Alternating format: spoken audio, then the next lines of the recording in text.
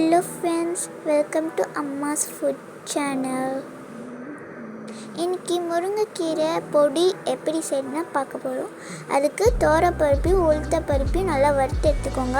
அதுக்கப்புறம் காஞ்ச மிளகாயும் இந்த மாதிரி வறுத்து எடுத்துக்கோங்க.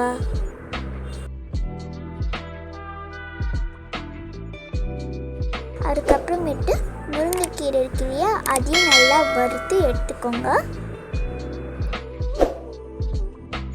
இப்போ நான் ஃபஸ்ட்டு காமிச்சதையா அந்த பருப்பை அரைச்சி எடுத்துக்கோங்க. அதனால ஃபைன் பவுடராக அரைச்சி எடுத்துக்கோங்க.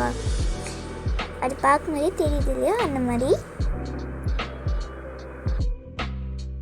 நான் செகண்டாக காட்டினேன் அந்த காஞ்ச மிளகையும் நல்லா அரைச்சி எடுத்துக்கிட்டேன்.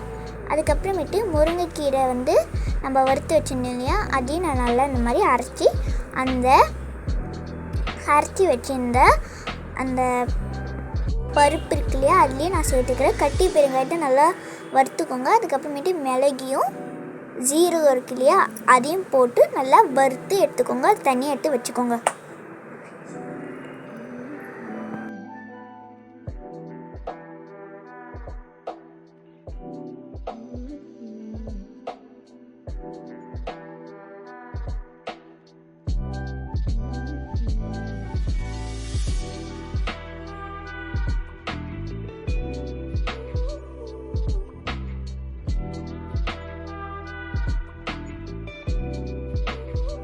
அதுக்கப்புறம் அதே கடாயில் புளியும் உப்பையும் போட்டு நல்லா வறுத்து எடுத்துக்கோங்க.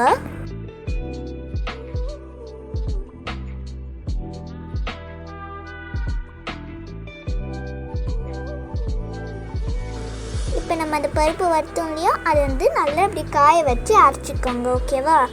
நெக்ஸ்ட்டு இப்போ நாங்கள் எல்லாம் அரைச்சது அதாவது வறுத்தது எல்லாத்தையும் நாங்கள் அரைக்கிறதுக்காக காய வச்சுருக்கோம், அதாவது ஆற வச்சுருக்கோம்.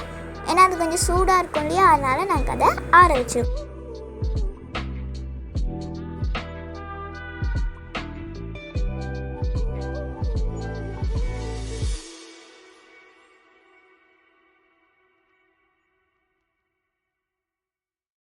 இப்போ பெருங்காயம் இருக்கு இல்லையா, அதையும் நல்லா அரைச்சி பவுடர் மாதிரி இருக்கும், அந்த மாதிரி எடுத்துக்கோங்க.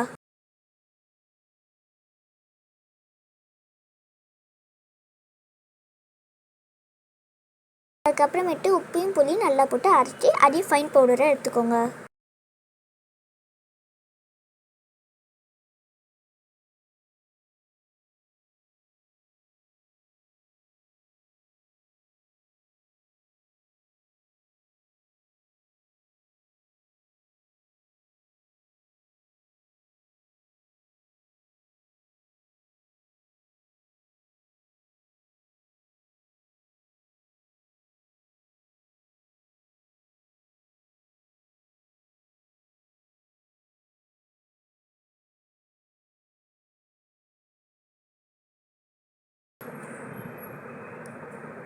Thank you for watching Amma's Food Channel. Don't forget to subscribe.